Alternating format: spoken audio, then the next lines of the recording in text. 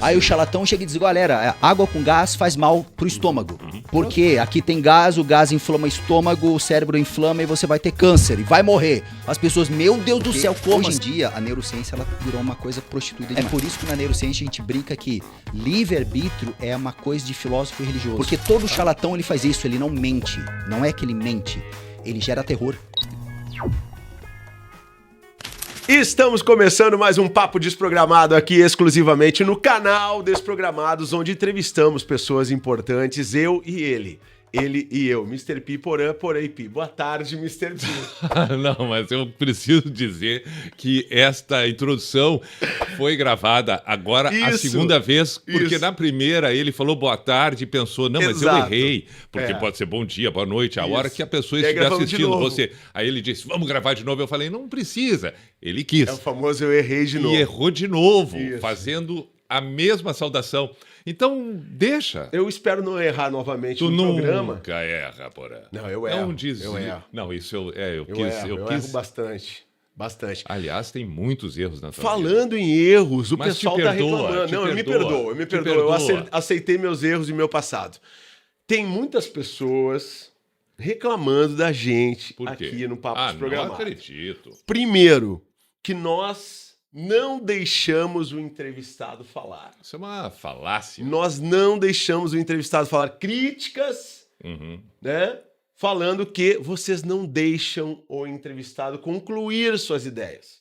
Que nós interrompemos os entrevistados. Sim. E isso está muito forte no discurso da nossa audiência do canal. Já somos 20 mil, aliás. Obrigado você que se inscreveu e tá dando essa moral pra gente, hein?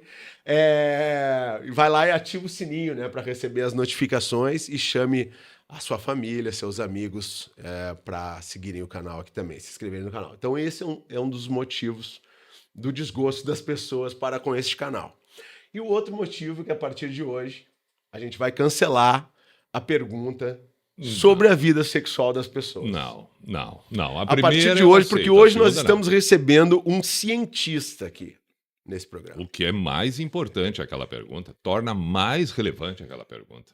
Mas a audiência não quer mais que a gente faça a pergunta. Aí desliga. Como eu disse, corta.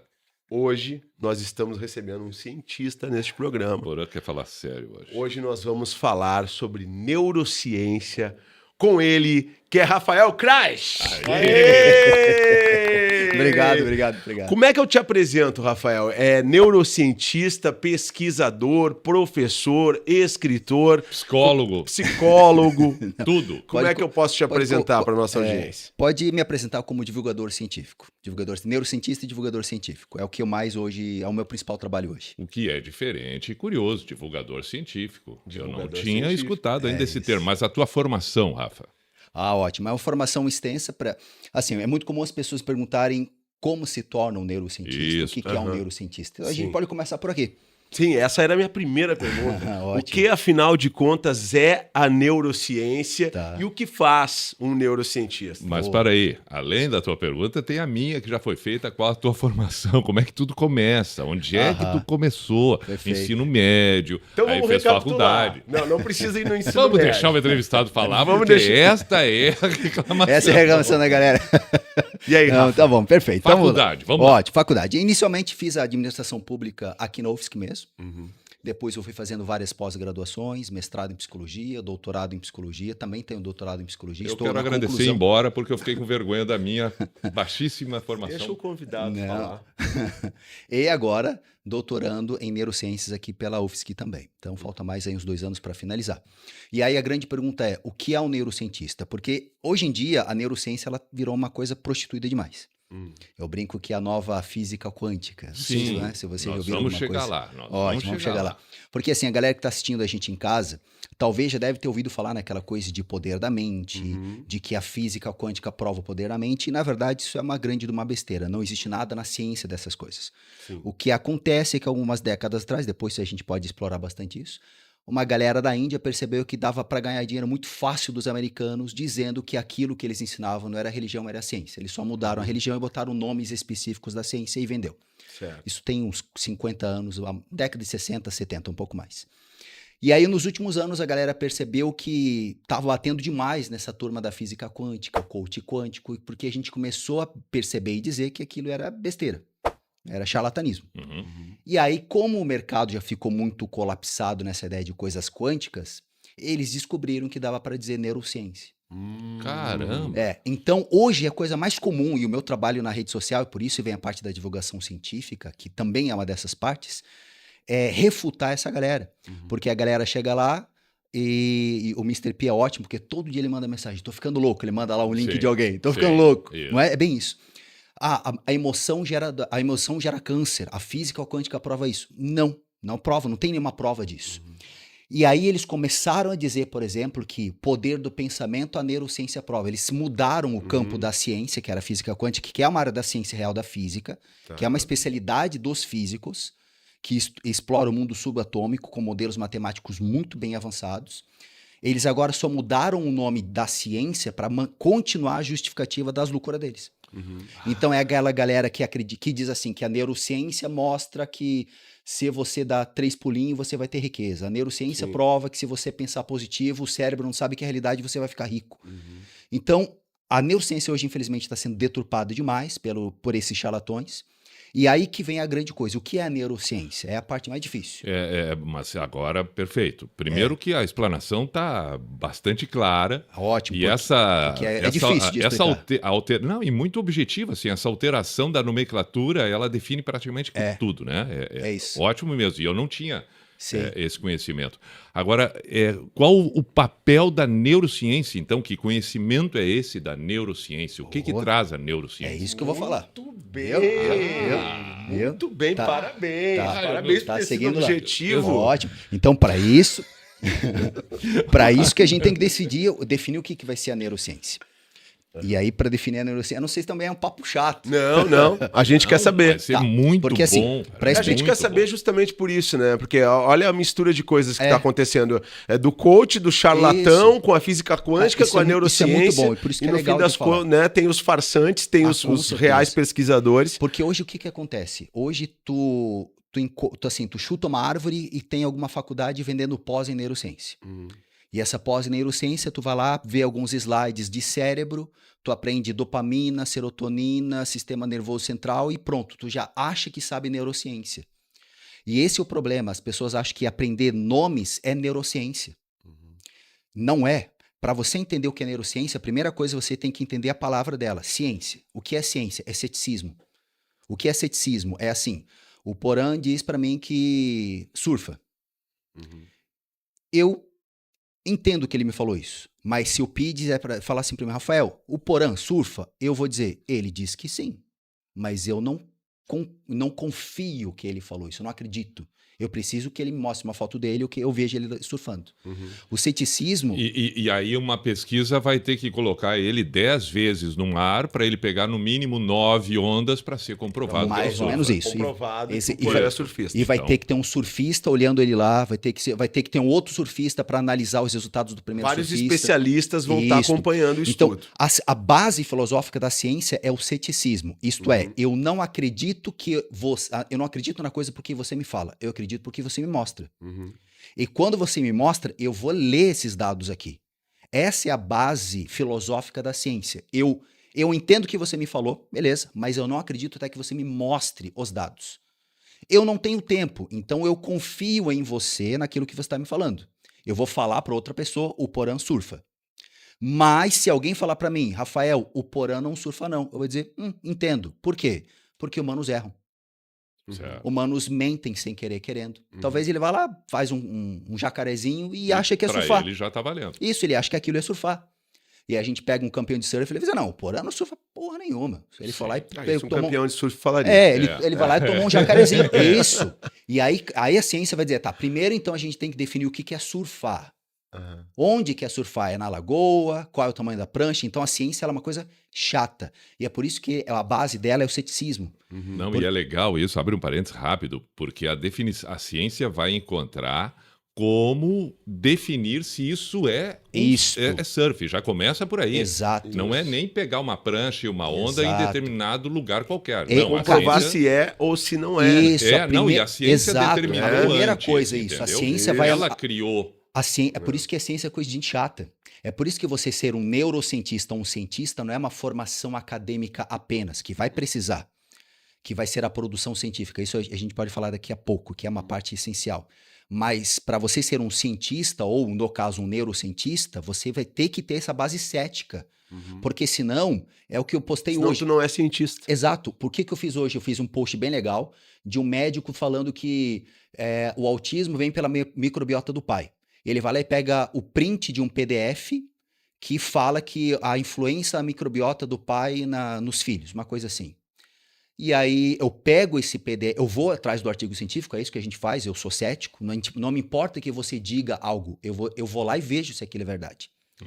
Vou lá, pego o PDF e é um artigo científico de revisão. Na ciência, o que é um artigo de revisão? Sabe quando a gente está lá na escola e a professora pede para a gente fazer um resumo de algum livro? É isso que um artigo de revisão é. Eu pego artigos publicados, vejo... de leitura, antigamente. Isso, é isso. Eu pego artigos publicados e faço um resumo daquilo e pronto. Não é uma ciência de verdade. É um trabalho, sei lá, para bater meta. Tipo isso. Preciso de pontuação no meu currículo, faço um artigo de revisão. Porque eu não preciso em campo. Eu só preciso pegar os livros que falam daquele assunto, usar uma metodologia. Eu peguei livros apenas em inglês, descartei os livros de 10 anos atrás, porque 15 anos atrás não tinha isso aqui. Então, os últimos 10 anos, em inglês, eu usei esses livros aqui. E esses últimos 10 anos desse livro, ele fala ABC. Conclusão, livros A falaram ABC. É só isso. Ou seja, pode estar enviesado, pode estar errado, ele não filtrou os livros. E o artigo, além de fazer ser um artigo de revisão, ou seja, não pesa muito para a gente da ciência, é um artigo que explora artigos que usam animais, camundongo e rato. Ou seja, pegar um artigo de revisão, que é um artigo de resumo, que analisa as conclusões de artigos com animais e dizer pais humanos podem estar associados a autismo, é uma besteira sem tamanho. Sim.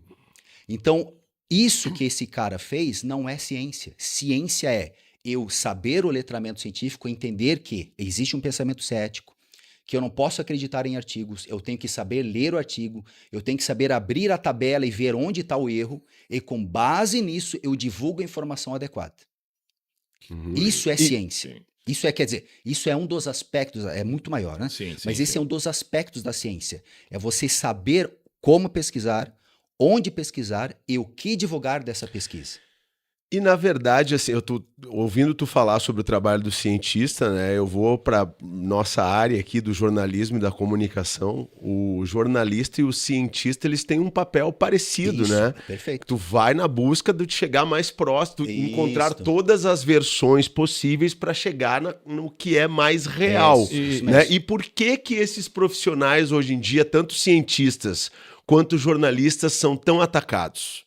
Antes de responder isso, eu quero terminar a explicação da neurociência. A gente já ia voltar lá. A gente já ia voltar lá. Eu não tinha me esquecido. Mas eu queria aproveitar o teu gancho aí pra gente falar sobre isso. Também. Porque senão esquece demais pra galera. Então, a ciência eu tenho que entender uma hipótese e para isso eu vou fazer uma pesquisa. E o que é a neurociência? É a aplicação desse processo cético, metodológico, no sistema nervoso. Então, o que o neurocientista faz? Ele usa toda essa metodologia de pesquisa, um processo temático, chato, só que o estudo é focado no sistema nervoso. Seja do mamífero humano, seja de um mamífero, um camundongo, seja de um cachorro, seja de um peixe, e na relação desse sistema nervoso com o ambiente. Então, a gente não foca, por exemplo, necessariamente no coração.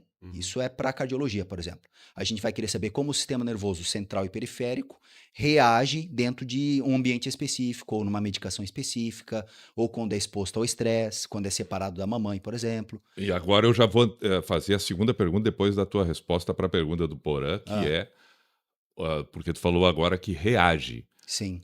Quando se define a reação e quando se estabelece a ação? Ótimo. O neurosistema, o que a gente pode dizer que é ação e o que é reação? Perfeito. Mas antes responde a do Porã. Aí agora dá para encaixar certinho a tua pergunta. Por que é muito mais fácil hoje essa banalização? Porque é difícil fazer tudo isso. Então, para eu fazer, por exemplo, um vídeo lá de um profissional de 30 segundos que ele fala que a emoção gera câncer, eu tenho que levar 4 horas de metodologia e estudo para trazer as evidências para derrubar a mentira do cara. É muito mais fácil você fazer uma mentira do que refutar. Então, o que acontece hoje com as redes sociais e o ChatGPT? O cara precisa de like, ele quer vender o produto dele, ele vai lá no ChatGPT e diz, GPT, me dá aqui um roteiro viral que fala de dopamina sobre sexo entre homens e mulheres. O GPT inventa. E deu. E passa deu. a valer aquilo E dane-se. Uhum. E aí é o que você falou. Então, até por que no jornalismo hoje parece estar tão banalizado? Porque hoje com a IA, qualquer Zé Ruela lê lá uma matéria, sabe falar na câmera, ele divulga aqui. E agora já vem. Mas eu acho que tem um viés importante da pergunta que talvez esteja passando meio tangenciado, assim. Por que esses profissionais, tanto os cientistas quanto os jornalistas, eles vêm sendo tão atacados nos últimos tempos, né? Perfeito. A gente viveu uma pandemia que tinha uma visão da ciência sobre como tratar. Tinha uma visão que os governos adotaram, teve uma visão da própria imprensa. Sim. E isso ficou muito latente e vem de lá para cá, né? Boa. Por que tem sido tão difícil para cientistas e para jornalistas? E isso tem relação com... Dá para encaixar com a minha pergunta sobre o quanto o neurosistema reage ou age conforme o meio, o que isso tem de comportamento, de genética, tem relação, não tem? Ainda não. Tá. É uma pergunta boa pra caramba. Mas assim, ó, eu vou falar pela parte da ciência. Dos jornalistas eu não vou ter... Eu vou falar besteira. Mas o que acontece com o cientista? O cientista normalmente é o cara que ele passa lá 10 horas no laboratório. E aí ele vai para casa e ele continua estudando e pesquisando. É o típico cara que ele está mais associado a uma pesquisa, a uma análise, a um estudo, do que o cara que divulga. Que ele vai lá e dá a cara a tapa. Tanto que o meu trabalho que eu faço de refutação com base em neurociência, eu não conheço outras pessoas que estão fazendo no mesmo ritmo e profundidade que eu estou fazendo, pelo menos no Instagram. Sim. Por quê? Porque tem que ter um perfil para isso. Eu já sou professor a vida inteira. Começa lá no Karatê com 15 anos, eu já dando aula para o professor. Eu já estou com 43, então 30 anos da minha vida estão dando aula. Já tive escola, tudo mais, instituto de pós-graduação. Então, para mim é muito fácil. Na minha casa eu tenho um mini podcast colado já na mesa. Eu digo, Alex, ela já liga tudo, não precisa nem me preocupar. Sempre gostei de tecnologia, sempre gostei de dar aula e sempre gostei de ciência. Então, nem todos conseguem ter todo esse pacote junto. Eu conheço pessoas que são incríveis, gênios, mas têm uma dificuldade surreal de abrir a boca e conversar. Quanto mais ligar a câmera, quanto mais abrir uma live para falar besteira com as pessoas numa live. É difícil para eles. Mas se tu perguntar qual é a 10ª reação do produto químico quando entra na célula, ele sabe de cabeça. Mas tem dificuldade nesse processo de comentar com as pessoas. E aí que é a pergunta do Porã. Por que o cientista é tão atacado? Porque ele está muito escondido na academia. Ele está lá, ele tem a carreira dele, ele está seguro, entre aspas, dependendo do governo. Ele ganha a bolsa dele de vez em quando, ele ganha o auxílio lá do CAPES. Então ele está lá de boa. Ele estuda, faz o que quer, trabalha no laboratório por anos. E a divulgação ele deixa para os influencers. Só que qual é o problema? Os influencers vêm com retórica, com uma roupa legal, fala muito bem e ele toca na cara das pessoas. Tu acha que isso em função do perfil mesmo? É o do perfil. É o perfil. Uma boa parte desses profissionais da ciência, eles não têm o ego inflado para a necessidade de dizer eu tenho conhecimento. Não é questão de ego inflado. Essa facilidade em ser extrovertido. Em chegar e falar o que pensa. Entendeu? É uma busca por conhecimento. É uma busca por conhecimento que diz... é saciável nele mesmo. Ele vai olhar lá o charlatão falando as besteiras e vai dizer, charlatão enganando os trouxas. Ele vai pro canto dele. Sim. Entendeu? E esse é um problema da academia como um todo, das universidades como um todo. São pessoas altamente inteligentes, que têm uma visão maravilhosa das coisas, mas exatamente por isso que eles acabam não dando muito essa bola. E no embate com o falastrão vai levar vantagem. O falastrão derruba, não tem como. Porque o que vai acontecer? O cientista vai chegar e vai botar um PDF na mesa com uma tabela com 5 páginas. O público leigo não entende isso. O público leigo não entende o que é ciência. Então, até o cientista explicar para a pessoa Ele o já que desistiu. é, Ele já já desistiu. desistiu. Aí o charlatão chega e diz, galera, água com gás faz mal pro estômago. Porque aqui tem gás, o gás inflama o estômago, o cérebro inflama e você vai ter câncer e vai morrer. As pessoas, meu Deus do céu, como assim? Aí o cientista vai, não, calma. É o seguinte, o gás que tá aqui não funciona e diz, foda-se, eu não quero morrer de câncer. Porque todo charlatão ele faz isso, ele não mente. Não é que ele mente, ele gera terror. Tu pode ver, todos os vídeos que tu manda lá, eles não estão mentindo, eles estão gerando terrorismo nas pessoas. Sim. Eles estão fazendo as Medo. pessoas terem medo. Exato. Não é o fato do cara dizer, olha, existe aqui uma evidência de que quem tomar Coca-Cola pode gerar câncer. Eles não falam isso. Eles dizem, ó, você toma Coca, vai ter câncer. A ciência confirma. As pessoas, como assim? Meu tio morreu de câncer? Eu tô tomando Coca? Eu vou ter isso? Ele diz, sim. Se tu escrever agora a palavra X, tu vai receber um PDF de graça. As pessoas vão. Vão lá e vão. E aí o cientista diz, não, calma, não é assim que funciona. É uma questão genética. Eu digo, genética? Que porra é essa? As pessoas não sabem. Então esse é o problema do letramento científico hoje no Brasil. As pessoas, um brasileiro médio, ele está tão longe da ciência que o cientista, para falar com ele, ele tem que descer 1000 degraus. Sim. Porque o povo não entende, ele não entende a estatística, ele não entende o viés de confirmação. O que ele entende é o seguinte, deu resultado. Aí eu digo, tá, mas deu resultado por quê? Não sei, eu tomei água com sal e melhorei. Isso vem também de uma sociedade que se configura recentemente com muito mais amplitude do que com profundidade, né? Com certeza.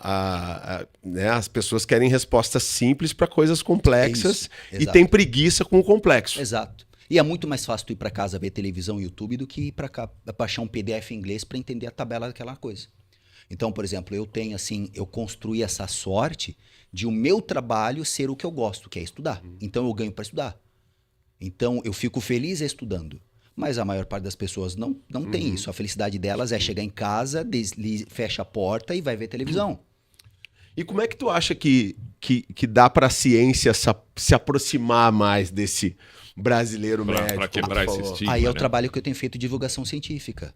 Refutando o charlatão na internet, refutando pseudociência. Que é coisas que vocês dois fazem. É, Isso, mas ele de com maneiras diferentes. Isso, de maneiras O trabalho diferentes. do Pio eu acho fantástico. E eu retribuo o elogio porque é extraordinário o perfil do Rafa, maravilhoso, com o conhecimento que realmente nos gera não só uma melhoria na nossa capacidade cognitiva em todos os sentidos de percepção do mundo, como também a objetividade, entendeu? Isso.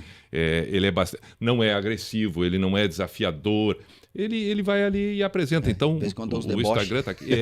Mas é fundamental. O trabalho dele é extraordinário. Então, isso é divulgação científica. Divulgação científica é você, de uma maneira, uma analogia boba, tipo, tem a luz que está lá no poste, ela vem muito forte para a nossa tomada. Então tem que ter um transformador. O meu trabalho de divulgação científica é isso. Você pega lá 1 zilhão de dados que a gente tem na ciência hoje, com dados difíceis que eu às vezes tenho que levar 1 hora para entender uma tabela, porque o cara coloca 50 mil siglas dentro de uma tabela, porque ele resume 50 outros artigos, então você tem que ler aquilo. Aí você tem que ter expertise para entender isso, e a expertise de saber comunicar isso para as pessoas sem que elas se sintam ofendidas. Onde elas consigam dizer, entendi o que ele está falando. Sim. Entendeu? Essa é a parte da divulgação científica. É você divulgar a ciência, ou seja, o método sistemático de validar e testar hipóteses. Isso é a ciência. É mostrar para as pessoas que é possível, é difícil, isso tem que ser dito para elas também, e que por isso que elas não podem confiar em médico, charlatão, qualquer outro. Ela não pode. Ela tem que analisar o que o cara está falando. Agora me permita retomar, eu não sei se foi assim que eu fiz a pergunta, mas onde é que está quem é que nasceu primeiro, o ovo, a galinha, na neurociência? O neurônio, ele nasce antes do comportamento que ele traz ou o comportamento vem depois? Como é que se estabelece quem eu sou, o que eu faço baseado nos neurônios? Na verdade, não tem como separar, é junto. Veja, durante muito tempo foi debatida a ideia de, por exemplo, se os comportamentos humanos eles são inatos ou se eles são aprendidos na cultura. E durante muito tempo algumas pessoas eram muito específicas. Não, todo comportamento é aprendido. Você só faz uma coisa porque você aprendeu. E você pode mudar qualquer comportamento desde que você mude as coisas, desde que você mude o ambiente. Ou seja, uma forma muito flexível do ser humano. E uma outra galera já começa a dizer, não, pera aí, não é tão assim. Tem pessoas que mesmo mudando o ambiente, elas continuam iguais. Mesmo mudando as condições, elas mudam, elas continuam do mesmo jeito. E mesmo sem todas as outras condições, elas têm algumas pessoas que mudam. Ou seja, o ser humano não é tão vítima do ambiente e do comportamento como dizem, tem outra coisa. E aí vem aquela questão da biologia. Ou seja, o ser humano já tem alguma coisa que faz ele ter o comportamento. Eu lembro de um caso, uns anos atrás, eu tinha 2 shih tzus. Sabe aquele cachorrinho? Uhum. Aí eu tinha o Tom e tinha a Cleo. E o Tom, a gente castrou ele logo cedo. E a Cleo, a gente não castrou. Chegou um período que ela começou a entrar no cio. E o Tom, de boa, deitadinho, dormindo, não queria saber dela. Aí uma hora a Cleo chegou em cima dele e começou em cima do Tom. E o Tom, de boa, nem sabia o que estava acontecendo. A gente perguntou para a veterinária, que raios é isso que ela está fazendo? Ela disse, aí a veterinária disse, ela está tentando dizer para ele o que ele tem que fazer nela. A pergunta é, como que ela sabia? Como que a minha cachorra sabia que tinha que fazer isso? Então, esses... Instinto de preservar a espécie. É instinto, mas o que é instinto na neurociência? O que é instinto na biologia? É um comportamento genético selecionado ao longo do tempo e que você não precisa aprender, você sabe fazer. E aí, um ótimo exemplo disso inato ou desenvolvido, aprendido, é a nossa linguagem. Por exemplo, você sabe japonês? Não. Tu sabe Não. japonês? Por que não? Não estudou? Nunca me interessei. Ou seja, vocês não foram expostos ao japonês. Mas por que uma pessoa que nasce lá no Japão sabe falar o japonês e não sabe falar português? O cérebro é o mesmo, pela exposição. Significa que o japonês ou a língua portuguesa, o japonês e o português, não está aqui dentro, mas nós temos o substrato para isso. A gente tem áreas do nosso cérebro específicas para a linguagem e para compreender a linguagem. Tu só tem que ter um lugar para aquilo. Então a tua pergunta, quem vem antes? Nenhum dos dois, os dois juntos. O neurônio está ali. Você só tem que dar o estímulo. Esse, complementando, olha que estudo interessante. Umas décadas atrás tinha 2 pesquisadores chamados Huber e Wiesel. Eles queriam saber bem essa questão do neurônio associado à estimulação e aprendizado. Aí eles fizeram alguns estudos bem macabros, até para a época, mas hoje muito mais, que eles pegavam filhotes de gato e costuravam a pálpebra. Veja, eles não danificavam o olho do bicho, só costuravam a pálpebra. Sim. E depois de algumas semanas, quando eles abriam aquela pálpebra, os olhos estavam saudáveis, os nervos estavam saudáveis, só que o seguinte, naquele período específico do desenvolvimento do gatinho, os neurônios lá no occipital associados à percepção de cores e formas e luzes não foram estimulados. Então, mesmo com todo o canal visual, todo o processo visual saudável, os neurônios para detectar aquilo não foram desenvolvidos. Ou seja, o gato, mesmo com o olho saudável, estava cego. Dá para dizer que existem, então, vários neurônios lá cochilando, aguardando um despertar. Não. Não, porque durante o início, a nossa infância e adolescência e início da fase adulta, a gente nasce com muito mais neurônio, principalmente quando a gente é criança, do que agora. Hoje a gente tem uma média de 86 bilhões, a gente nasce aí com mais de 100 bilhões. E aí, pelo uso e desuso, essas redes neuronais elas vão sendo absorvidas, a apoptose, que é essa morte neural programada. Então, esse excesso de neurônios que não estão sendo utilizados, o cérebro vai refinando. Isso também tem relação ou é lenda que a gente é capaz de aprender melhor e mais fácil quando criança do que depois de uma certa idade? Exatamente, por essa apoptose que eu estava falando agora com a tua pergunta e do exemplo do gato. Se você é criança, você tem neurônios que estão ali disponíveis. Então você tem uma janela muito boa de aprendizado ali nos primeiros anos de vida, onde uma criança, por exemplo, até 5 anos, se ela aprende um segundo idioma, ela fica tão fluente quanto o nativo. Passou dos 15 anos de idade, 20 anos de idade, ferrou. Tu vai ter um sotaque, tu vai se confundir, tu vai preferir voltar ao teu idioma natural. Por quê? Porque o neurônio já está ali travado.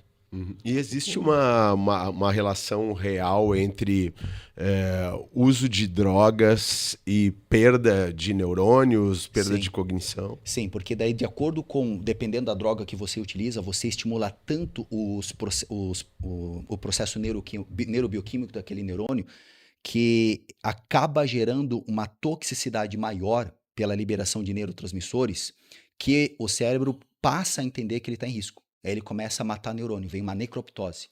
E isso também se relaciona com emoções, com sentimentos, Sim, com exato. experiências Tudo. positivas ou negativas? Tudo. Aí, por exemplo, na neurociência, o que é memória? O que é emoção? O que é lembrança? O que é aprendizado? Para a neurociência, tudo isso é neurônio conversando. Uhum. Ou seja, memória é um processo físico. Físico Pô, e que químico. legal. Memória, lembrança. Aprendizado é um processo físico-químico. Emoções é um processo físico-químico. Se você bebeu cachaça e ele fala uma piadinha da tua infância, tu pode ficar bravo com ele.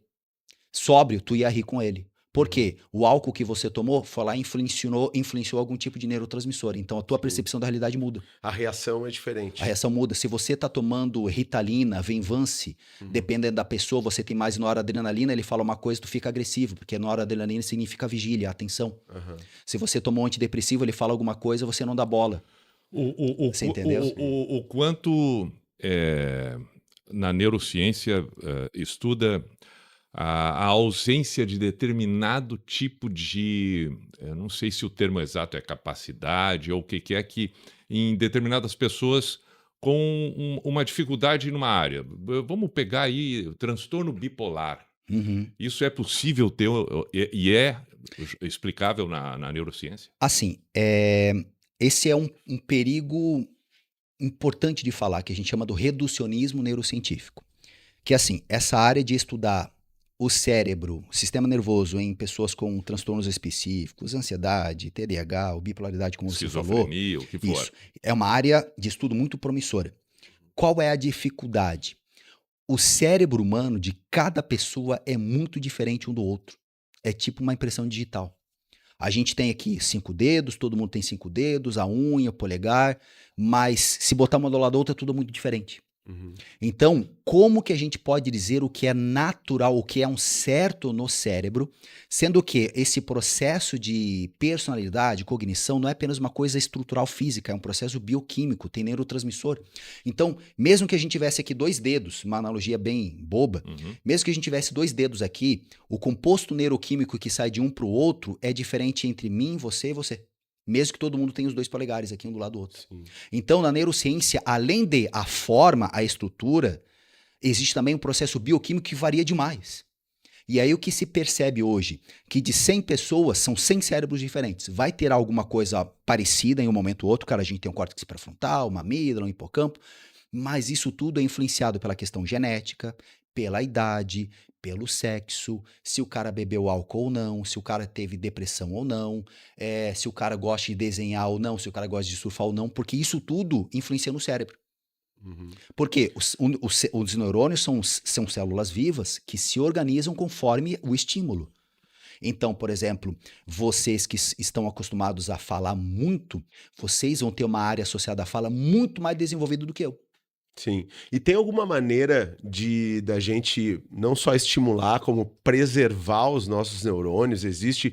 E também gostaria que tu falasse um pouquinho sobre algo que a gente ouve falar bastante hoje em dia, principalmente nas redes sociais, que é o conceito de neuroplasticidade. Ótimo, eu adoro falar porque é da polêmica.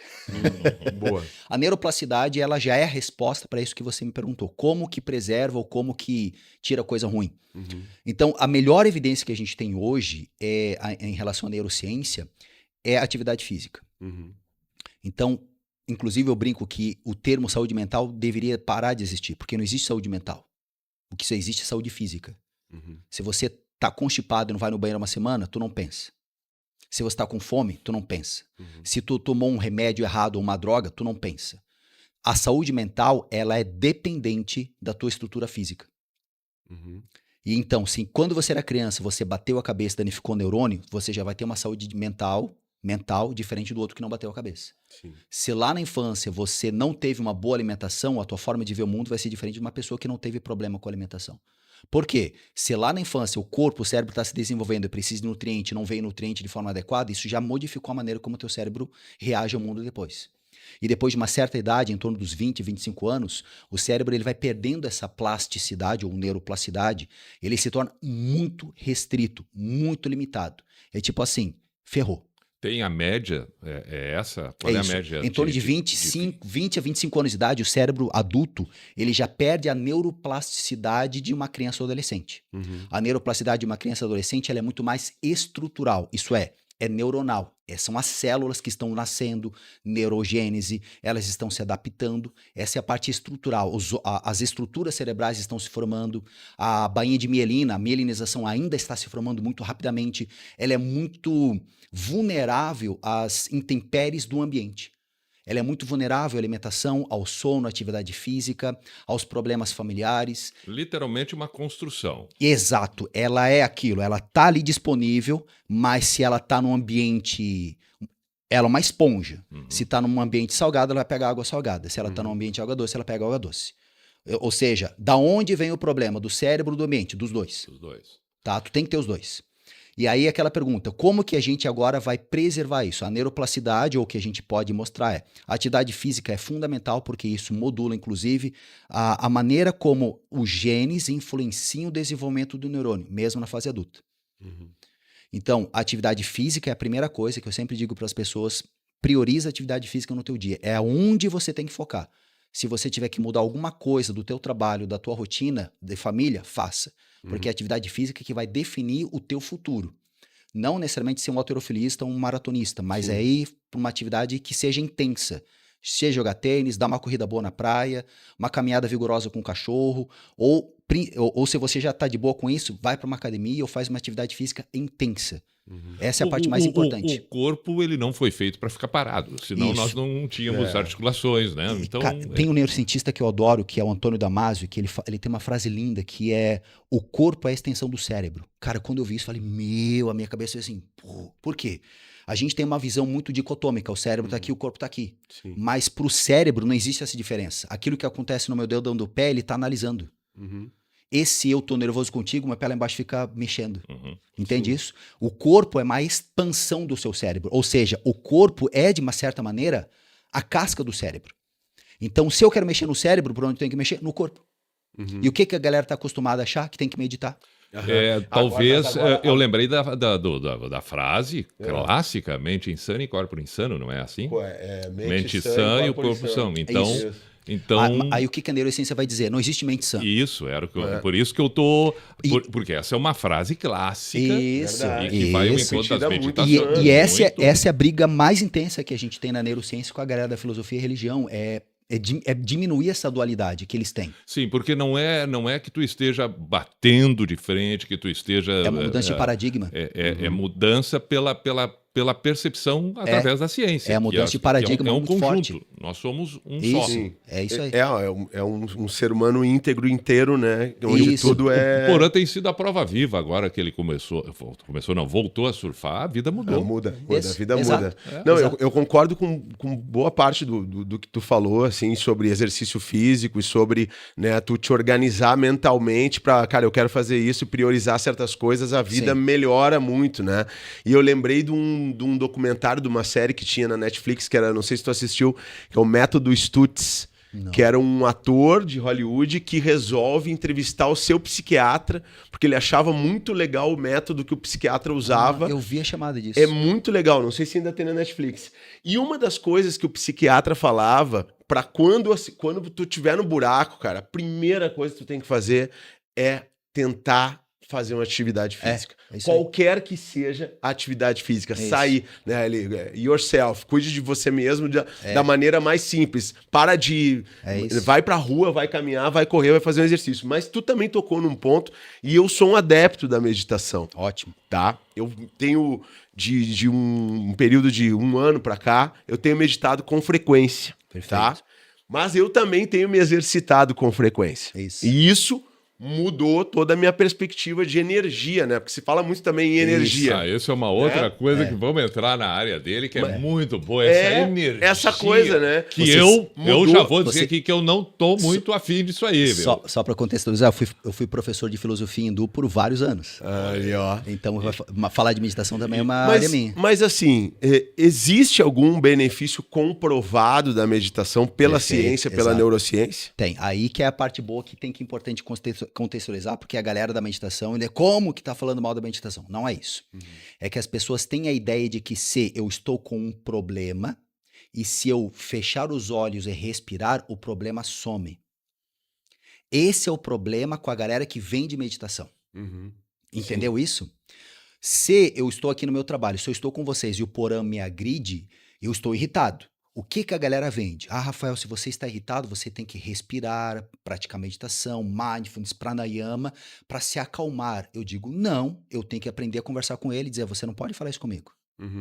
Então, a meditação, o problema não é a meditação, é a promessa que as pessoas estão fazendo com a meditação. Mais uma vez o charlatão. É isso aí, porque isso dá dinheiro. Que é o exemplo que eu digo assim, e é muito comum, e isso é muito triste. As pessoas vêm, por exemplo, no meu consultório, que eu sou terapeuta, e elas vêm ferradas do trabalho, do dia a dia, no casamento, não transa com a esposa, com o marido, não come direito. A gente não ia falar sobre isso. A gente não queria falar. Aí o que acontece? A pessoa acha que uma terapia ou uma técnica vai resolver o problema dela. Porque ela é isso que ela compra na internet. As pessoas vendem isso. Você não quer mais ter ansiedade? Medita. Você quer melhorar a depressão? Medita. Eu digo, mas... Ou toma remédio. Por que a pessoa está com ansiedade? Ela tem que olhar isso primeiro. Ah, mas eu sou ansioso. Mas como assim tu é ansioso? O que é que tá a tua vida? Como é que tá? Como é que tá teu sono? Tu tá dormindo quantas horas por dia? Quantas xícaras de café tomou hoje? Quantas vezes tu transou essa semana? Quantas vezes tu foi pra academia essa semana? Tu não fez nada disso? Então para de meditar, porra. Tu tem que resolver isso primeiro. Ah, mas a meditação não vai ser boa pra mim? Eu digo, boa pra quem? Se a tua vida tá te dando porrada, tu tem que resolver a porrada, não meditar. E o que as pessoas vendem é a ideia que se eu meditar, eu vou resolver as porradas. Não vai. Mas agora falando sobre a comprovação científica dos benefícios da meditação. Aí existe no sentido assim, pessoas que praticam meditação constantemente, elas vão ter, por exemplo, uma área cinzenta maior no córtex pré-frontal. O que seria isso? Isso. Significa que o teu córtex pré-frontal tem uma capacidade melhor de tomada de decisão. Significa que você está mais tranquilo e consegue pensar melhor. Menos reativo. É assim que eu me sinto. Perfeito. Quando eu consigo meditar, eu me sinto menos reativo. Tu quer consultar com o Dr. Rafa semana que vem? Tentando passar a minha experiência como alguém que medita. Aí é o seguinte... Porque aí eu não quero porque tu fala coisas que me irritam. Ele disse entendeu? Que mas eu já aprendi a conversar contigo. Mas aí é aquela coisa. É ótima, a meditação é boa, só que a tua vida também já tá boa. Porque se tu tivesse problema de desemprego, passar fome, tu não ia conseguir sentar para meditar. Não ia. Então a meditação é um processo muito bom, extremamente saudável, mas o problema é o exagero que as pessoas estão dando à meditação como fórmula de resolver problema. Ela é muito boa do tipo assim, você acorda de manhã, ao invés de brigar com tua esposa, com teu cachorro, com teu marido, você senta para meditar, ok? Aí você vai pro teu trabalho, teu chefe foi grosso contigo, você diz, peraí, chefe, vem cá, o senhor tá ruim, tá de boa, porque o senhor falou de um jeito, eu não gostaria que o senhor falasse desse jeito comigo. Resolveu. Foi para casa, ao invés de tomar uma cachaçada, come uma comida leve, ao invés de ver um monte de jornal cheio de porcaria, você vai dormir para acordar cedo para repetir tudo. Ou seja, a meditação, ela é parte de um estilo de vida. Sim. Entendeu? Sim. E o que as pessoas estão vendendo foda-se, medita que vai dar tudo certo. Vai dar tudo certo. Não vai, tu vai surtar. E baseado nisso, onde é que entra, e aí vamos de novo, né? A energia, afinal de contas, nós temos uma energia... Afinal de contas, tudo é energia. Tudo é energia. E essa pessoa tem uma energia muito boa. Aí tu tem que chegar num ambiente, esse ambiente não tá com uma energia, mas pensa positivo que vem a energia do universo e as coisas vão acontecer para ti. Onde é que tá isso tudo? Essa é a pseudociência. O que é a pseudociência? Se a gente entende ciência como um processo metodológico, sistemático de analisar hipóteses e colocá-las à disposição de crítica, o que é a pseudociência? Ela usa os nomes da ciência, energia, vibração, só que quando a gente diz top, me mostra como tu faz, ela diz não é possível mensurar. Isso é a pseudociência. A ciência é mensuração. Você anda de surf? Não, você surfa? Me mostra. Beleza. Isso é ciência. Ele me mostrou, fui lá, fulano disse que ele surfa. Ótimo. Quando você diz, eu tenho um dragão vermelho em casa, eu digo, me mostra. Ele diz, não, é invisível, só eu vejo. Tá, então como é que eu vou saber? Não, que não existia. Você tem que acreditar. Então isso é pseudociência. Ela usa nomes, eu brinco que sequestra nomes da ciência, mas ela não se coloca à disposição da ciência. Ela depende da crença da pessoa. Então a pseudociência, ela é tipo um jegue. Ela é uma mistura estranha entre a ciência e a religião. Ela não se coloca como ciência e ela também não se coloca como religião. Mas ela promete coisas da religião com nomes da ciência. Isso é horrível. Isso Entendeu? é horrível. Porque... E aí o que acontece? O nosso público, o nosso Brasilzão, por exemplo, é uma das piores educações do mundo em ciência, matemática e português. As pessoas não têm letramento científico para entender isso. Ela ouve a palavra frequência e vibração, ela diz, então quer dizer que comprovaram com a ciência que a religião está certa. Ela Você entende faz essa isso. associação simples, Ela né? faz um salto e não tem isso, não existe Que isso. saudade do horóscopo, né? É Porque o horóscopo é legal. verdade. O horóscopo é o horóscopo. É aquilo Olha ali, aqui, ó, é o isso aí, leão, é aquilo ali. o aquariano, aí. o sagitariano. É isso aí. E Mas aí tem- tudo bem, mas agora não vem botar a física, a neurociência no Era mais horóscopo. honesto né? com o horóscopo. Mas né? aí o que eles estão fazendo hoje? Botaram física quântica e neurociência junto. É, Exatamente. e aí deu no que deu. Numa resposta anterior, tu falou aqui sobre um assunto que a gente gosta bastante, que é sexo. Né?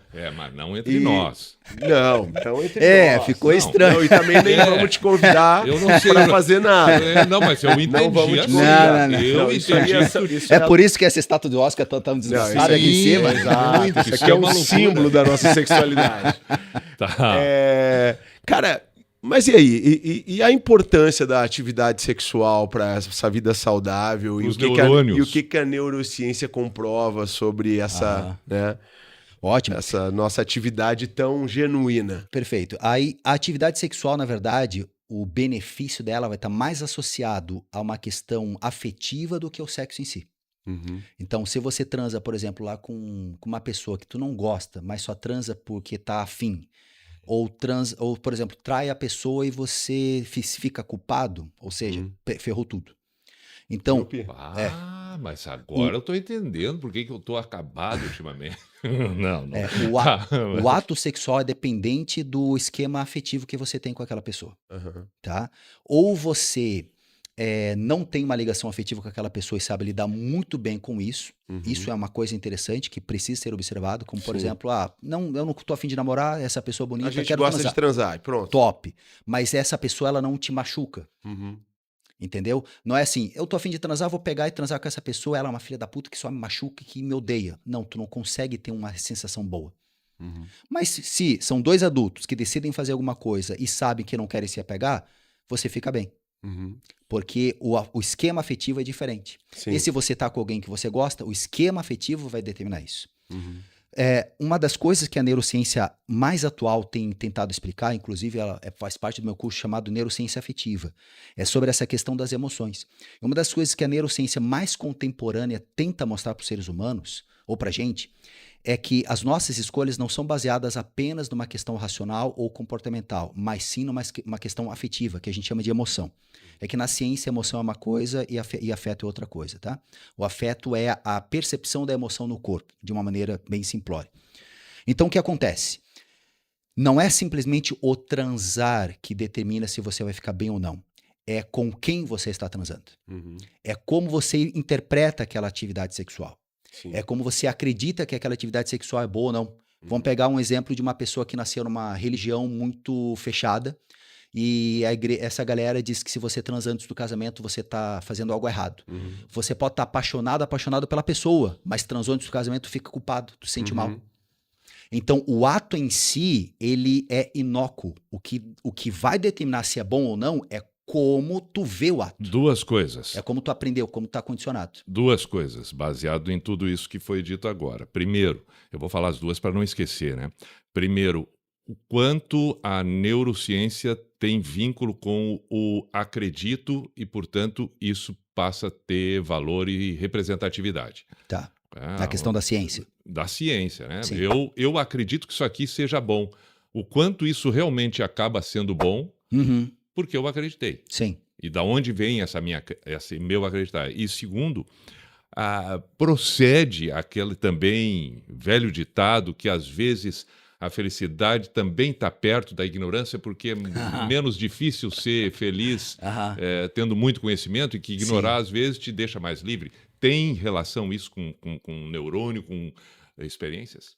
Sim ou não? Isso é ótima pergunta, porque eu gosto isso é legal de falar para as pessoas. Porque assim, o neurônio, os neurônios em si, eles não são a causa do teu comportamento. É muito comum eu refutar lá na minha rede social a galera que vem dizer dopamina é responsável pela felicidade. A ocitocina é a causa do teu apego social. Não. A ocitocina não sabe o que é um apego social. A dopamina não sabe o que é a felicidade e motivação. Eles são neurotransmissores que acontecem quando você faz um comportamento. E este comportamento vem da onde? Do grupo. Papai, mamãe, tio, igreja, sociedade. Amigo, isso. namorado. Então, se papai e mamãe diz assim, olha, filho, pessoas com camiseta preta são boas pessoas. E eu fico com vocês de camisa preta, há um neurotransmissor e uma rede neural, as duas sempre vão estar ali juntas, tá? Na verdade, não só mas são vários neurotransmissores com redes neurais que estão condicionadas por esse aprendizado com meu pai. Então, eu não preciso lembrar do meu pai quando eu vejo vocês de camiseta preta. O meu cérebro está adaptado a fazer um comportamento. Há uma associação já automática. E esta adaptação é neurofisiológica. Ela é um processo neural e tem um processo neuroquímico nesse processo. Então, é todo um negócio físico, bioquímico que está influenciando o meu comportamento. Mas esse comportamento não veio do cérebro, veio do ambiente social, que influenciou meu cérebro, e a partir dessa influência eu não preciso mais desse grupo. O meu cérebro faz o grupo acontecer de novo. E isso é possível ser alterado? Aí, como? Aí volta a pergunta do Porã sobre a neuroplasticidade. É possível? Depende. Qual a tua idade? Em qual contexto? Onde tu vai te inserir? Onde tu está inserido. O teu cérebro vai calcular tudo isso. Então, meu pai diz que pessoas de camiseta preta são legais. Ótimo. E aí eu vou numa empresa e tá todo mundo usando camisa branca. Pô, mas é um emprego que eu preciso para sustentar o meu filho em casa, senão meu filho não vai para a escola. O meu cérebro calcula que eu vou me esforçar, nem que no começo seja nojento, chato. E aí talvez em algum momento do meu dia eu comece a perceber que aquele cara de camiseta branca gosta de camiseta preta, e eu começo a me vincular com aquele cara do escritório. Porque o cérebro ele vai tentar me manipular no meio do ambiente para eu ter a experiência que eu já tenho de segurança. Tá. Então agora, antes, até porque ainda precisamos ouvir o que eu acredito e a ignorância que eu falei antes, mas eu não posso deixar isso passar. Isso tem relação com fisionomia, porque eu sempre pensei que a gente acaba gostando e se identificando mais com algumas pessoas depois de adulto. Mais fácil.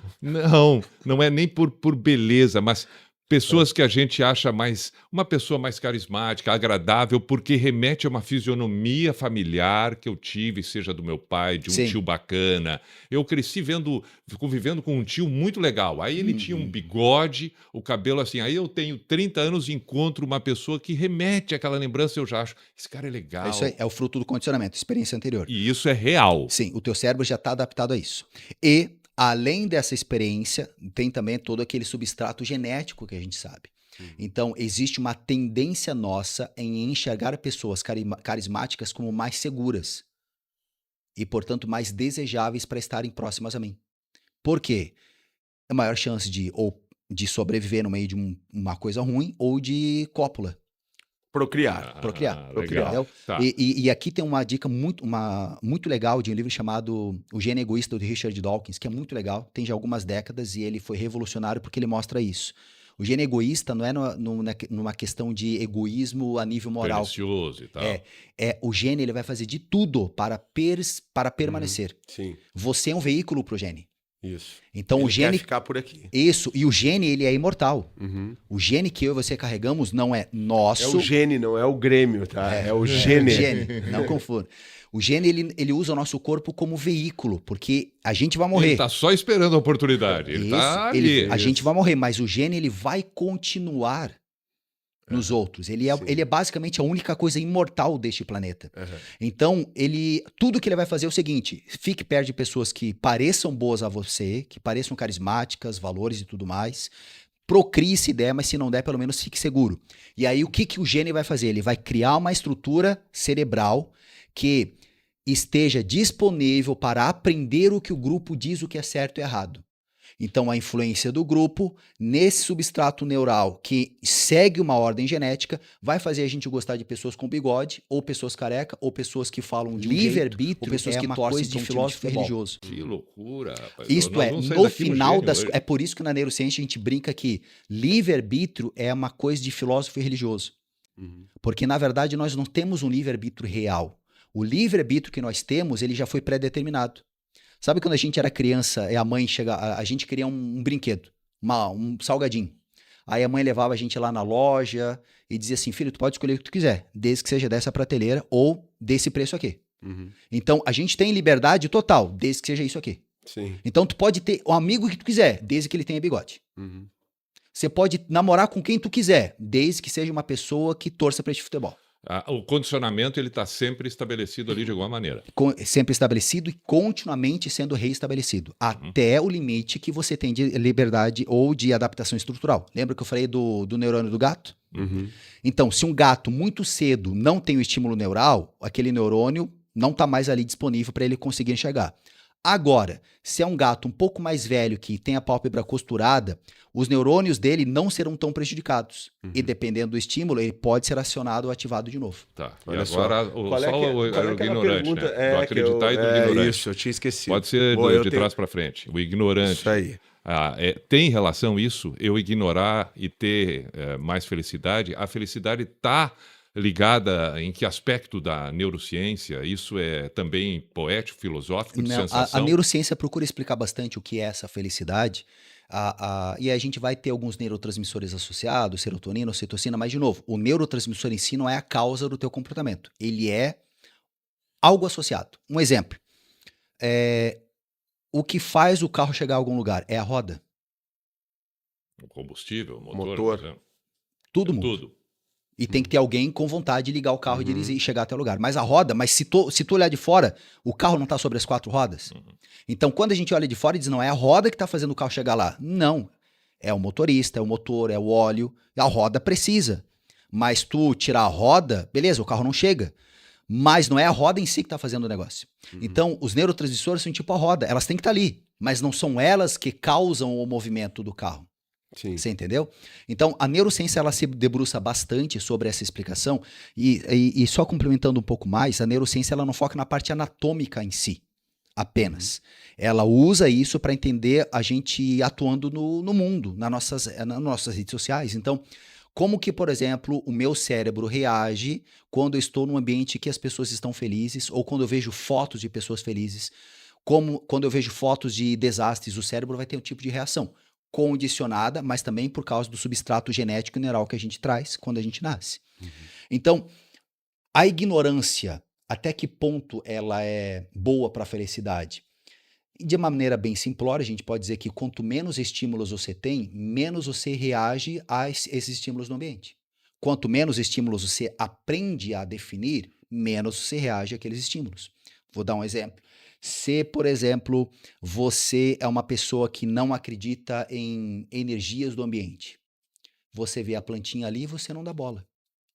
Agora, se você é condicionado a ter uma crença de que a planta no lugar errado vai fazer as pessoas ficarem doentes, você senta aqui, a primeira coisa que tu faz é o quê? Tirar a planta que tá ali.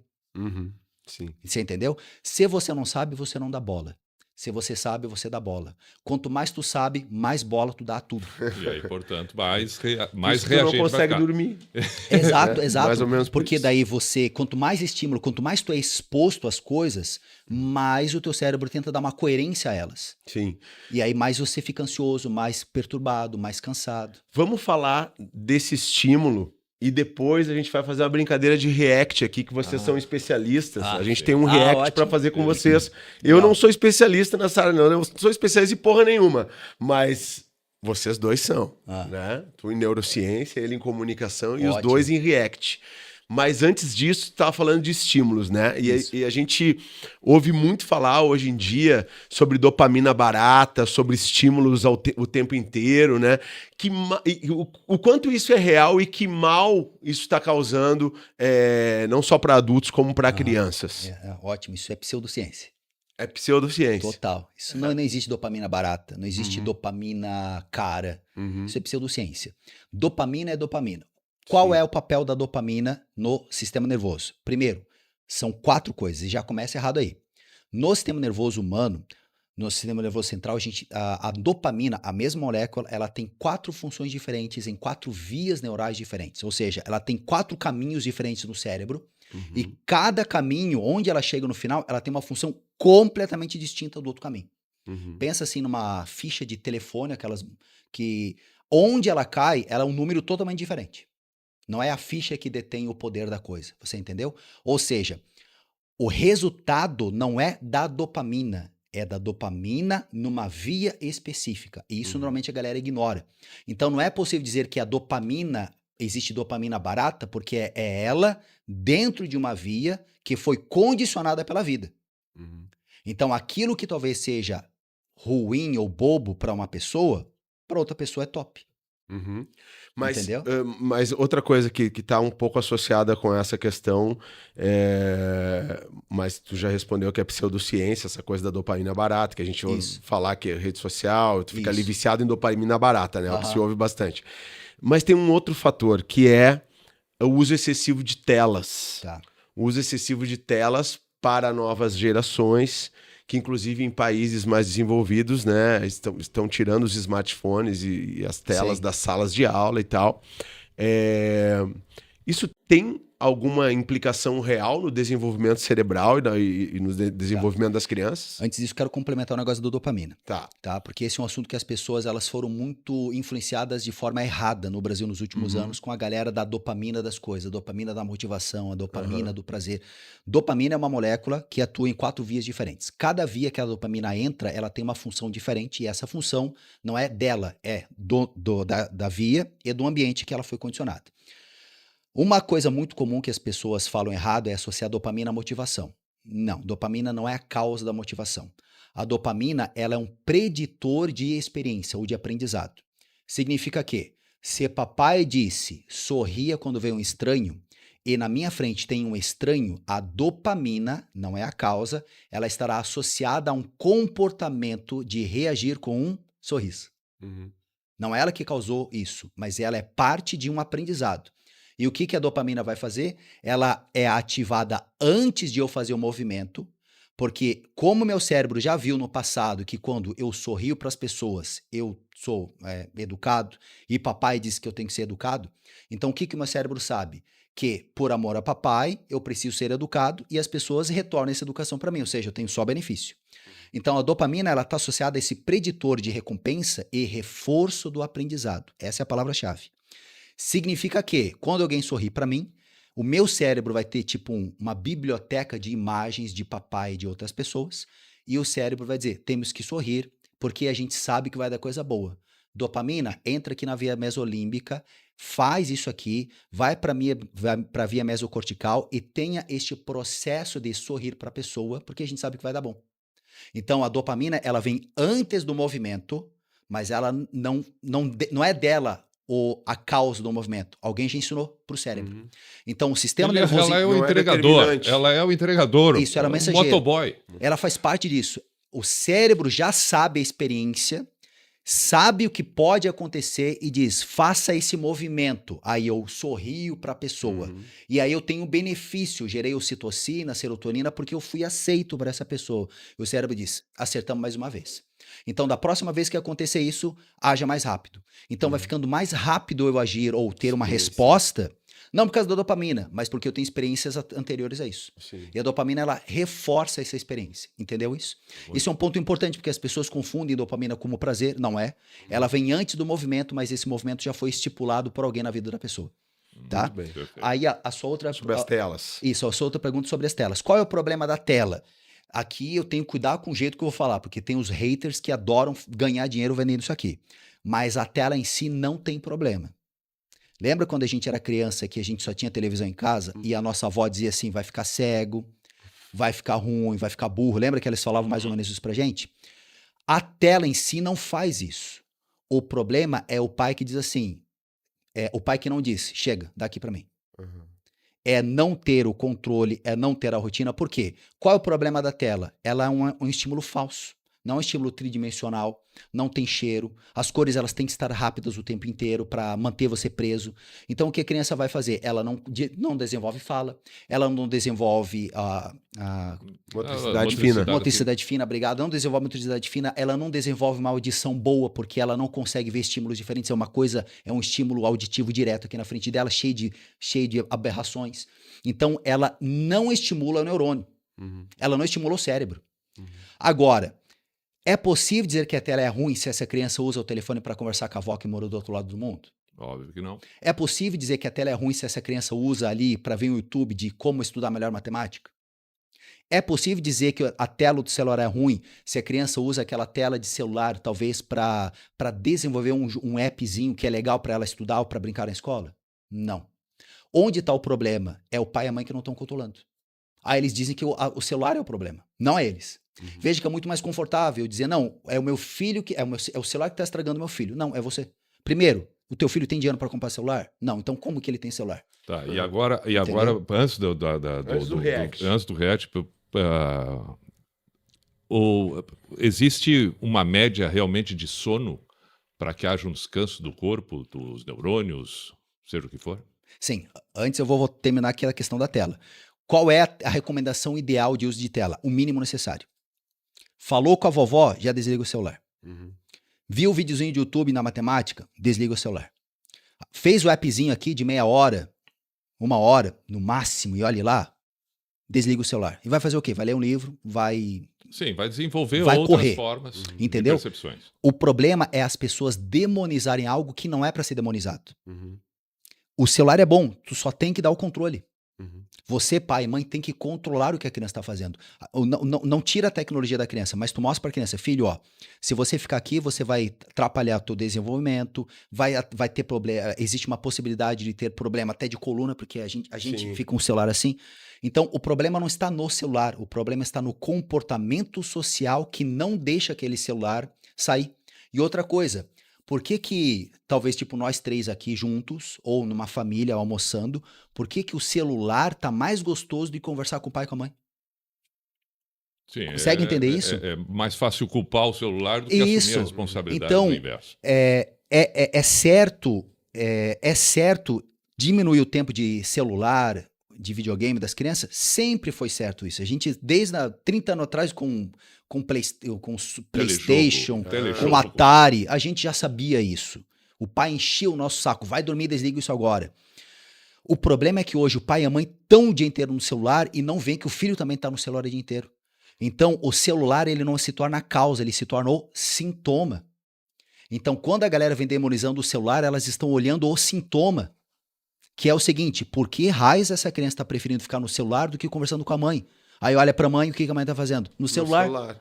Tá igual. E nesse tá momento falou psicólogo e professor. É verdade. Entendeu? E neurocientista. E esse é o ponto. Então, o celular, como qualquer coisa que a gente faz na vida, ele tem que ser limitado ao mínimo necessário para fazer com que as interações sociais aconteça. Mas se o menino tá usando o celular porque o pai e a mãe não estão do lado, o que ele vai fazer? Celular. Pois é. Então essa é a reviravolta necessária. Tá? E agora o sono para nós ir para o React, por quê, né? Assim, a ideia do sono... A ideia de sono Quanto é que... tempo aí, produção? 1 hora. Olha aí, ó. Tá A produção ia avisar com 40 minutos, mas a produção se desconectou. Desconectou. Estão concentrados. Né? Ele está focado, hiper focado. Isso também é algo legal. Agora eu já atrapalhei tudo, o sono e o hiperfoco, pronto. O sono, o hiperfoco e porque tem até livro, né, sobre isso, né, sobre tu entrar em flow e tu desenvolver o teu potencial máximo. Vamos pro sono e depois o hiperfoco. Sono, hiperfoco e flow pra gente terminar. Qual que era a pergunta do sono, por favor? Se tem um tempo em média que se imagina ou se acredita, ou a ciência comprova, para todas as pessoas, média. Né? A média geral a média seria 8, para algumas pessoas podendo cair para 6, principalmente dependendo da idade, dependendo do dia, e para algumas indo até 10, dependendo também do momento. Por exemplo, mulheres no ciclo hormonal tendem a querer dormir mais. Sim. Então, a média geral é de 6 a 10 horas. Tá? E realmente ele ele restabelece, ele recupera. Isso. Aí nós temos o nosso ritmo circadiano, então já começa o pôr do sol. Idealmente seria o certo para a gente se preparar para ir para a cama, preparar para ir dormir, porque já o ser humano nasceu, a evolução do cérebro humano foi assim, só que é claro, a gente vive num mundo totalmente artificial, e isso acaba atrapalhando um pouco mais, a gente fica com o celular na cara que tem luz branca até a hora de dormir para cansar, então isso tudo acaba atrapalhando o desenvolvimento neuronal, por isso que a gente fica mais cansado. Durante a noite a gente tem um processo de lavagem cerebral muito interessante, que a gente tem um sistema recentemente descoberto em alguns anos, chamado sistema linfático. Da mesma maneira que a gente tem o nosso sistema linfático, que serve para tirar porcaria do corpo, o sistema linfático é um sistema de irrigação, ele é um conjunto de drenos no nosso cérebro, que ao mesmo tempo que levam esse líquor para dentro do cérebro, serve para tirar qualquer toxina, resto de neurônio, alguma bactéria, qualquer coisa que está lá e que não deveria estar lá, ele leva para o sistema linfático para ser descartado no corpo. Qual é o problema? Somente em sono profundo. Isso é uma recente essa tem descoberta. talvez uns 5 anos, 5 a 10 anos no máximo, não tenho certeza agora. Que legal. E aí o que acontece? A gente tem que dormir mais, com menos luz no quarto, com menos problemas no dia a dia pra gente chegar nesse sono profundo. Sim. Por isso que tu não dorme. Não. Muito problema no dia a dia. Muito, e muita estimulação, né? Bastante. Muito estímulo, que eu Muito vejo que ele recebe no celular dele. Tu vê, não. Alguma coisa tu me mostra. É estimulado. Não, tô brincando, tá? Pessoal que manda nudes pra ele aí, não tem nada disso. Eu não vejo nada. Eu não vejo nada. Agora o hiperfoco. Hiperfoco, flow, essas coisas realmente existem, isso é comprovado. Sim, isso existe, sim. O que acontece para você ter esse hiperfoco ou flow? Quando você está num ambiente onde você não está em risco, que você ativa o estado de vigília, quando você não está num ambiente que pode prejudicar você e você está num ambiente seguro, com um assunto ou com uma atividade que você se sente bem com aquilo, o seu cérebro desliga desliga completamente não, né? Ele diminui esse processo de vigília, onde você fica atento a problemas e coisas perigosas. Como você não está atento a isso, você foca mais tempo naquilo que é bom para você. E pode ser condicionado a tua crença, porque pode aquele ambiente estar perigoso, mas tu acredita que não. E aí automaticamente entrou nesse processo. Ou o assunto. Se digamos que a gente começasse a falar de política aqui, pode ser desconfortável para um dos três. A gente vai começar, esse relógio não passa, que é isso? Tô aqui há 10 minutos, parece uma hora. Em contrapartida para um outro que acreditou que não tem problema nenhum, mesmo sendo um problema, ele está seguro e hiperfocado. Exato. E agora eu lembrei, quando tu estava falando sobre isso, sobre duas coisas que a gente fala até no programa de rádio, né? Que quando a gente está lá no programa de rádio, a gente está, né, vivendo aquele momento e a gente parece que tá no nosso máximo, assim. Tanto é que a gente se diverte. E aí eu percebi justamente isso, é que a nossa defesa baixa e nós estamos ali, né? Quando vem um convidado já é diferente, né? E outra coisa, eu me lembro quando eu fiz mestrado, assim, que tinha um processo de precisarem e concluir o trabalho, né? E chegava realmente um momento que, cara... Sabe? E quando eu vi, eu ficava horas escrevendo, isso aí ia me dar conta depois, assim, cara, já passou 2 horas, tô aqui escrevendo. É isso mesmo, porque já é um assunto isso que já é o processo de flow. Exato, sempre que você está seguro, e isso é legal de falar, que pro cérebro, tanto a questão objetiva, o ambiente, e a questão subjetiva, o que eu acho que vão influenciar nisso. Tá, mas então para aí, mas o inverso também funciona, o hiperfoco no problema. Sim. Tu diminui todas as coisas boas e te afunda no problema. Só que são sistemas cerebrais diferentes. Isso, era por isso que eu resolvi instigar agora. É outro sistema. É isso aí. Parabéns. O que acontece? São sistemas cerebrais diferentes com o hiperfoco nessa questão de problema, e aí é um ponto interessante. O ser humano, ele é mais focado em problema ou focado em coisa boa? Problema. Por quê? Sobrevivência. O cérebro humano, ele se desenvolveu em um planeta onde tudo queria comer ele. A gente fugia, viu? A gente fugia de dinossauro, cara. Não, a gente não chegou a habitar com os dinossauros. Mas a gente fugia de animais selvagens. Exato. E assim, você vai lá e come... É que eu vi muito aquele programa O Elo Perdido, onde eles fugiam dos dinossauros. Eu nunca assisti esse aí. Porque os nossos ancestrais, eles faziam o quê? Eles competiam, sei lá, com um tigre pela mesma presa. Então ele tinha que lutar com a presa para matar a presa e matar o tigre, porque senão o tigre ia comer os dois também. Então o cérebro humano, ele é altamente desenvolvido para ver problema. Isso explica de forma bem simples, assim, que tu olha vamos pegar o que a gente vive hoje, redes sociais, 20 comentários, 19 te elogiam. Isso. Um te critica, tu Já vai estraga. naquele que Já te estraga. critica. Se E a tu gente- fica pegado naquele ali. Se a gente estiver conversando aqui e a tela começar a piscar, a gente não consegue relaxar. Já vai no problema. Já aí, vai. né? problema. A gente estraga toda a conversa por causa de uma tela piscando que, em tese, a gente diz, cara, é só uma televisão, mas o cérebro não consegue perceber E isso é um exercício para conseguir.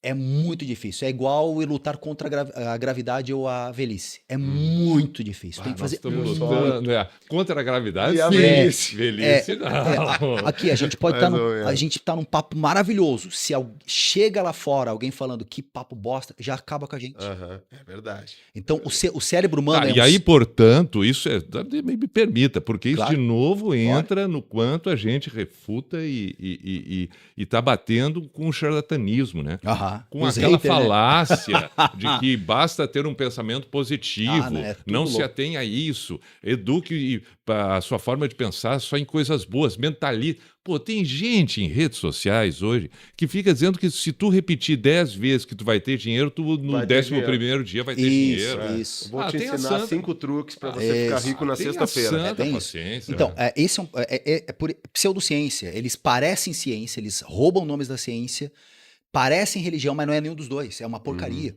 E eles seduzem as pessoas porque é muito fácil. É muito mais gostoso eu acreditar que vou repetir 10 vezes e ficar rico do que eu não gastar dinheiro com cachaça, investir em livro, fazer um curso e daqui a 4 anos começar a ter dinheiro. E outra coisa, né? Ter visto como o exemplo que deu na tela piscando ali, ver aquilo ali não significa que a pessoa seja pessimista e só Não. tá vendo o troço errado. Não. É porque É do cérebro. É do O cérebro humano ele é focado em arranjar problema. A minha tela piscando é o React, porque eu tô pensando no React e aí eu não consigo mais ficar focado no Não, papo. é isso Bora. aí, Até vamos porque olhar. a gente já fez um papo bem extenso aqui, super legal no Ótimo. Papo Desprogramado de hoje. E agora é o momento desse React. Eu quero ver. Eu não sei o que é. Eu Eles vão também mostrar não- agora. é, Tô vamos curioso pra ver também. Quem que eu não bolou sei. esse treco aí? E vamos Eu ver não se sei. vai ter. Vamos ver se vai Ó, funcionar. Mano, não faz isso. Vocês arranjar problema pra mim, mano.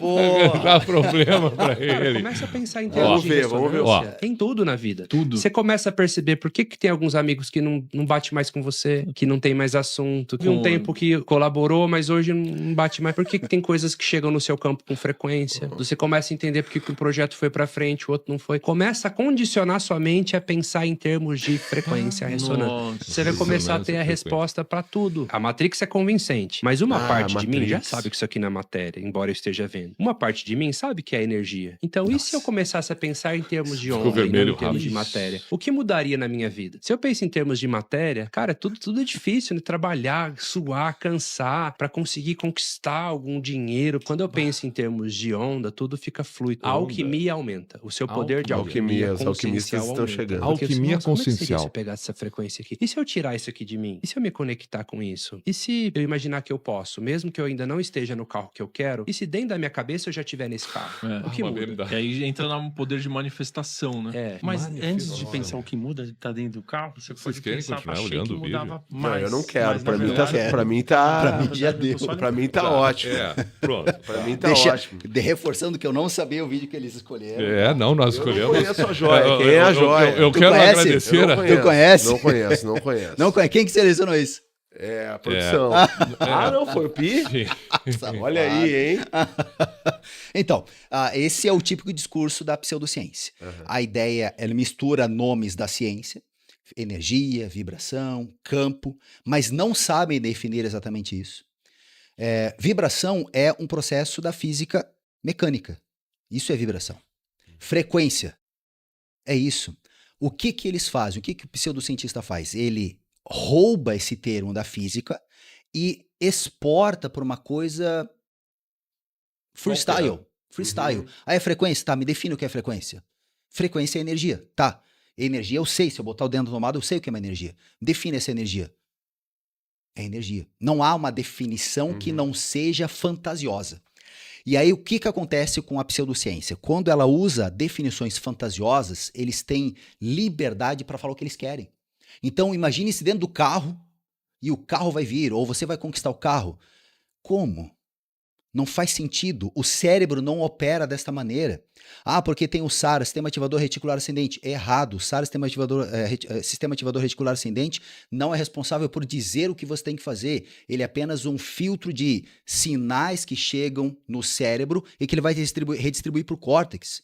Quem vai definir o córtex pré-frontal? Mas tem que ter toda uma maturidade para definir isso. Tem que ter processos neuroquímicos, tem que ter influência social. Você tem que ter todo um suporte social para fazer essas coisas.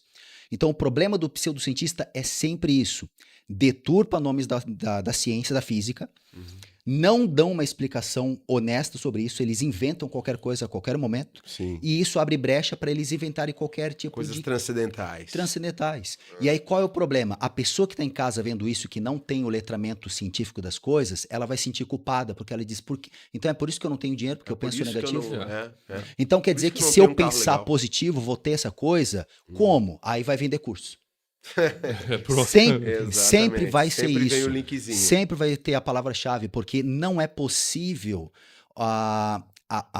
explicar essas coisas sem utilizar um termo ruim, que seria mentira, sem mentir para a pessoa, e a pessoa vai se sentir culpada, ela acha que tem alguma coisa... Aí a gente vai ter uma coisa chamada FOMO, Fear of Missing Out, que é o medo de estar afastado, separado. Ela acha que ela está separada desse grupo seleto. Ela vai fazer de tudo para isso. E aí, quando ela não obtém o resultado da promessa, eles vão dizer que é porque ela tem alguma trava, ou ela tem outro trauma, ou ela tem uma crença, e, portanto, ela tem que vir para o nível 2 do curso. Cara, é um charlatanismo sem fim. É um processo que nunca se acaba, e o problema é que, como as pessoas estão tão apegadas a esse looping, elas ficam com raiva da gente que fala isso. Exatamente. Porque quando a gente vem e expõe a verdade, que a gente bota dados científicos, e aí é o seguinte, existe na filosofia da ciência na Vale de Hitchens, que é o seguinte, quem afirma algo é responsável pelo ônus de mostrar a evidência disso. Se o cara afirma que a mente é capaz de fazer você criar ou alcançar alguma coisa, é ele que tem que dar evidência desta afirmação. Não é eu que estou duvidando. Se o Porã diz que surfa, é ele que tem que me mostrar que ele surfa. Não é eu que tenho que ir lá e verificar isso. O ônus da prova é de quem afirma a coisa. Sim. Ah, mas então a ciência prova... A gente sabe, tem 1 zilhão de dados da ciência que a gente mostra assim, tá, 1 milhão de pessoas aqui meditando não atraíram as coisas. A gente já sabe disso. Agora mostra o que você está acreditando. E aí o pseudocientista, ele vai sempre para a religião. Esse é um detalhe interessante para quem está assistindo aqui, para a gente poder ir para a conclusão mesmo, que é o seguinte. O charlatão, ele sempre vai apelar para a religião. Sempre vai falar de Deus. Deus, ou ele vai dizer que é uma energia. Isso. Por que ele vai fazer isso? Porque na hora que ele fala isso, ele blinda completamente. A ciência não entra mais aqui. Sim. A ciência não entra no campo da religião, porque a religião é um processo ideológico. Sim. Não faz sentido para a ciência testar a hipótese de alguma coisa da religião, porque isso é um processo da pessoa. E espiritualidade faz sentido para a ciência ou considerada a mesma coisa? Esta é uma bela pergunta para encerrar. Pode ser. O que é espiritualidade? É religião freestyle. Você diz, eu não sou católico, mas eu gosto de orar e meditar. E cantar mantra. Aí, essa espiritualidade, ou essa religiosidade, porque as pessoas insistem, não, essa espiritualidade não é religião. É religião, só que do jeito que você acredita que é a tua religião. Sim. É uma religião pessoal. Adaptada para o seu... Então, eu sou católico, mas eu acredito em vida passada e gosto de cantar mantra para Krishna. Olha aí. Ele diz que isso é espiritualidade, não é religião. É claro, tu não está fazendo nenhuma das coisas certas. Então presumimos aqui que, pela neurociência, obviamente, morreu. Morreu. Isso. Não vou voltar. Tudo que existe além disso não é neurociência. Não. Se a minha alma vai ficar por aí, isso não é... tomara que não fique. E aí, ó, cara, essa pergunta foi maravilhosa. Por que os haters vão pensar na hora que tu falou essa pergunta maravilhosa? Por que a ciência não prova? Filho, é você que tá acreditando isso, é tu que tem que mostrar. É tu que tem que mostrar uma alma flutuando pra gente aqui, ó. Sim. Não é eu acreditar. Porque o que acontece? Eu já fiz um post refutando um médico que falava que a ciência comprova médiums. Eu fui lá, peguei o artigo do cara, o próprio artigo desmente ele. E eu falei, ó, o artigo tá aqui, ó, não tem, o artigo que você deu pra gente, usando o método científico, não é possível dizer isso que você tá acreditando. Aí o que os caras falam? Porque a ciência não tá evoluída. Não, é você que tem que dar essa prova pra gente. Certo. Se você acredita que existe alien, é você que tem que mostrar o alien, não é eu que tenho que ir lá ver se o alien existe. Não, e isso é tão legal pelo seguinte, não significa que tu não possa ter o direito de acreditar num ser superior, em Deus. Eu sempre falo, a neurociência não tá nem aí pra tua crença, só não vem dizer que é neurociência. Sim. Perfeito. Entendeu? Só não diga que é neurociência. Tu quer acreditar em vida passada, em alien, tudo bem, mas não vem dizer que a neurociência comprova. Eu acho que isso é o melhor de tudo. Concluindo do charlatão, por que o charlatão usa religião? Porque ele se blinda de um jeito, porque se, por exemplo, o Porã é, sei lá, católico, espírita, e eu digo que isso aqui é o poder de Deus dentro da nossa mente, o Porã vai dizer, opa, peraí, então quer dizer que se eu brigar com o Rafael, eu vou estar indo contra o meu Deus? Não, então tá, eu vou comprar o curso. Eu vou ficar quietinho. Eu vou ficar quietinho porque, porque vai que eu vou brigar com o cara e no final eu tô brigando contra o Deus que a minha mãe me ensinou. Você entendeu? Todo charlatão, ele vai pra religião porque ele precisa se blindar, porque se ele fica na ciência, ele leva porrada. Como ele entra na religião, as pessoas, então vou te respeitar. É só mais uma. Muito bem. Entendeu? A gente recebeu hoje aqui no Papo Desprogramado o Rafael Kreisch. Kreisch. Né? Que é neurocientista. Mas eu não estou encerrando porque eu tenho mais uma pergunta. Uma. Bora. Tá. Mais uma. A neurociência tem receita para a felicidade? Não. Pronto, tá aí, muito obrigado. Existe um hormônio da felicidade, alguma coisa assim? Isso tudo também é pseudociência? Não, tudo pseudociência, tudo mentira. Ou assim, em geral, o que a gente sabe que é bom? Atividade física. Sexo, amor. Atividade física. Deixa o entrevistado falar. Atividade física, boas relações sociais, porque, de novo, o cérebro o cérebro é um órgão social, então você tem que estar bem com as pessoas, senão o cérebro ferra contigo. Atividade física, boas relações sociais, aí o sexo entra nisso, porque se você tá bem com quem você ama, você transa gostoso, e se você tá ruim, você não transa gostoso e fica mais triste. Então, atividade física, boas relações sociais, sono, isso é o básico da biologia. Essa seria a receita, mas daí, claro, cada um vai ter a sua variabilidade. Você tem 15 anos, diferente de um homem de 50, então já muda tudo isso. Mas, em geral, é isso. Fique bem com as pessoas que você gosta, cuide do seu corpo e durma bem. Pronto, só isso aqui. Olha aí, que espetáculo. Agora sim a gente pode encerrar. Recebemos hoje aqui no Papo Desprogramado Rafael Kreisch, neurocientista, pesquisador. Foi muito legal o papo. Obrigado por ter vindo, Rafael. Fiquei muito feliz, muito honrado de estar aqui com duas pessoas que eu só ouvia no carro. Fico feliz de estar aqui hoje com vocês depois de tanto tempo. Fico muito honrado. A gente também fica e vamos aproveitar para convidar. Eu acho que esse é o momento que tu pode convidar quem não está inscrito no canal ainda para ficar aqui com a gente no canal Desprogramados. Por favor, faz aí. Faz o mendigo digital. Não, tá. Faz o mendigo digital. Faz. Não, eu vou fazer então apresentador. E já passa o perfil do Rafael no Instagram. Tá bem. Então, você tá olhando agora aqui, ó, tá aí aqui na tela. É isso, produção? Tem como botar o Instagram? Ele vai botar. Não vai botar. Não vai botar. Não, ele não vai botar. Não vai botar. Mas qual é que é o Instagram? Não, primeiro então pergunta pro convidado. Qual é o teu Instagram, Rafael, pro pessoal? Rafael Kreisch. Rafael Kreisch. Escreve como Kreisch? K-R-A-I-S-C-H. Isso. Aí, ó. E eu quero dar os parabéns para a produção, porque a gente conversou sobre vários perfis para reagir aqui e eles tiveram uma escolha muito certeira. Então, um abraço para a produção, foi ótimo. Vai lá no perfil do Rafael, que é espetacular, e você, é claro, faça a sua inscrição, divulgue o nosso canal, repassa esse programa, esse podcast. Faz o César Tralha, já está fazendo com a mão. Mas é que eu ia dizer uma coisa legal. Então diga. Envie no grupo do WhatsApp da família. Isso é importante. Porque todo grupo de WhatsApp da família tem alguém que vem com a energia. Isso. Gratiluz. E aí vai criar uma confusão lá, mas Jovem é legal. místico. Claro, tem sempre alguém ali, entendeu? Mas nós não estamos contra a energia, nós não estamos contra a espiritualidade, só não vamos confundir. Uma coisa é neurociência, matéria, outra coisa é crença. Mas muito obrigado, seja bem-vindo sempre. Obrigado, Rafa, obrigado, Porã. Obrigado a você. Quer que eu com o César? Te inscreve no canal. Agora com o César Tralha, então. E agora o César Tralha dá um tchau e convida para o próximo Papo Desprogramado. O bom é de pé, mas ele agora no Jornal Nacional está sentado. Tá na bancada. Está na bancada.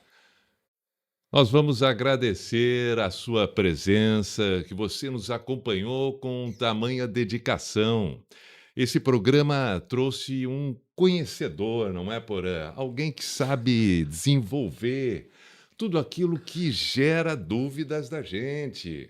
As questões da neurociência, o que é real, o que não é, mas o nosso muito obrigado ao Rafael, que tão bem fez suas explanações por aqui. Queremos desejar, em nosso nome, do podcast Desprogramados, que você siga nos acabando e o nosso O nome muito do obrigado. podcast é Papo Desprogramado, César. Eu não sabia. Tá sabendo agora. Muito obrigado. Obrigado, César. Obrigado Valeu, por ter obrigado. vindo. Obrigado, Rafael. Obrigado, agradeço o carinho Foi aí. demais. ótimo. Obrigado. Valeu, valeu. Acabou. E não perguntamos frequência sexual. Tu viu só? Não. Eu não quero mais, mas tem que